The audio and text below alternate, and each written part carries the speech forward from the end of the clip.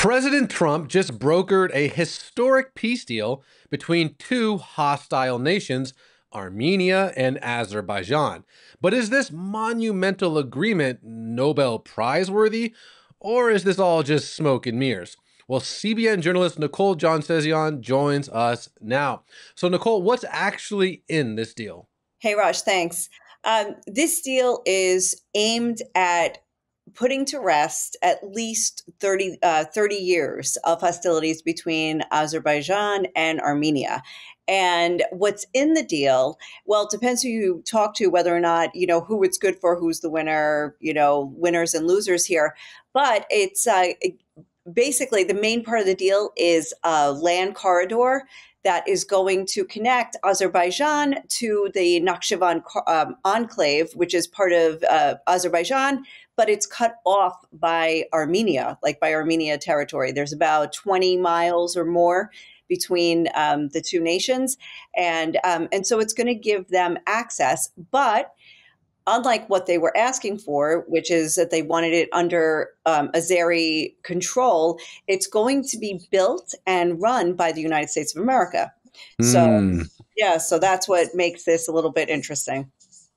So the question is, if someone were to say, tell me about the Israelis and the Palestinians, the average Joe could, at this point write a dissertation. Tell me about Ukraine and Russia. Man, they could tweet off a bunch of tweets, rapid fire. Tell me about, Armenia and Azerbaijan. Who? It's almost like the world just doesn't care or even know about this conflict. Why do you think there's such a blank spot in people's minds about this conflict?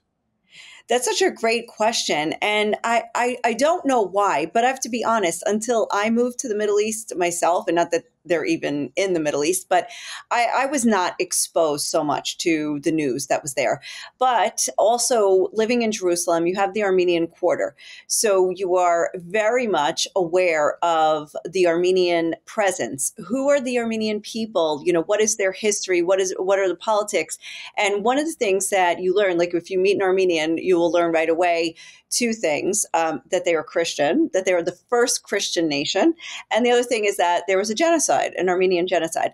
And so the history of Armenia is almost as it's biblical, it goes back to the days of the Bible. To say it's almost as ancient as Israel. It's really up there in terms of ancient history. But also just the recent history of these nations also goes back to the Soviet Union. So a lot of it was, under the cover of different, the Soviet entities. And so a lot of it's just not known. I don't know. People don't know more about it. But that's, the two trivia questions that stump most people. The first country to adopt Christianity wasn't Constantine, it was Armenia. And then also when you ask people to name the four quarters of the old city of Jerusalem, the average Joe is like, okay, Jewish, yeah, Muslim, yeah, Christian, and Armenia. That's right. Speaking of talking to Armenians, I have a lot of Armenian friends. Ruslan, as a mutual friend, is very proud to be Armenian. We live near each other. And you're right, it is a very proud Christian nation. So maybe in closing, Nicole, what does Armenia want to get out of this deal? What are the goals of Armenia here?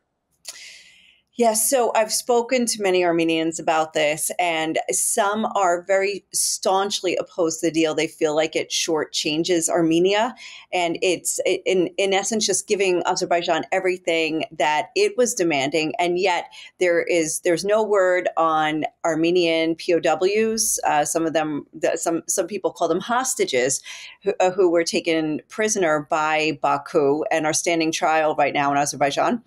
And the other complaint that they have is that 120,000 Armenians fled the region of Nagorno-Karabakh in September 2023, and that was after a 10-month siege placed by the Azeris.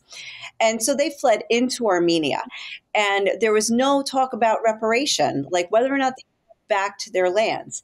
Now, on the other hand, on a positive side, there are some people, Armenians, were saying that this is very positive because it gives Armenia a chance to regroup economically and to get back up on its feet, which it hasn't been able to do since it got out from under Soviet control in 1991.